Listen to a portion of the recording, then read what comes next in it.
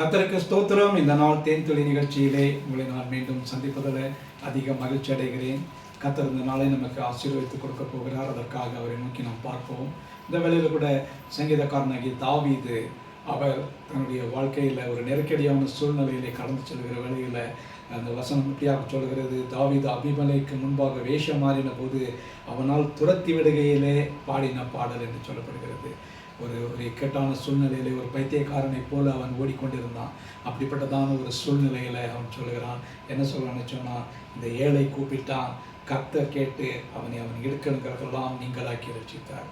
பாருங்க, தாவீது தன்னை ஒரு ஏழையாக பாவிக்கிறான். ஒரு பெரிய மகாராஜா, அந்த இஸ்ரவேலைய ஆண்ட ராஜா.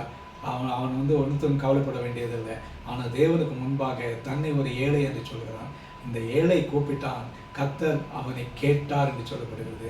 ஆகவே அவரை நோக்கி கூப்பிடுகிற ஒவ்வொருவருக்கும் கர்த்தர் செவி கொடுத்து கேட்கிறவராயிருக்கார். அவர் தாவீதுக்கு மட்டும் தேவன் அல்ல, அவர் நீங்களும் நானும் கூட உண்மையாய் அவரை நோக்கி கூப்பிடுகின்ற வேளையில், ஏழையாக நினைத்து நம்மை தாழ்த்தி அவருடைய பாதத்தில் கூப்பிடுகின்ற வேளையில் நம்முடைய கூப்பிடுதலுக்கு அவர் செவி கொடுக்கிறவராயிருக்கிறார். அதே நேரத்தில் அவர் நம்முடைய எல்லா இடுக்கண்களிலும் விலக்கி நம்மை காக்க அவர் வல்லவராயிருக்கிறார்.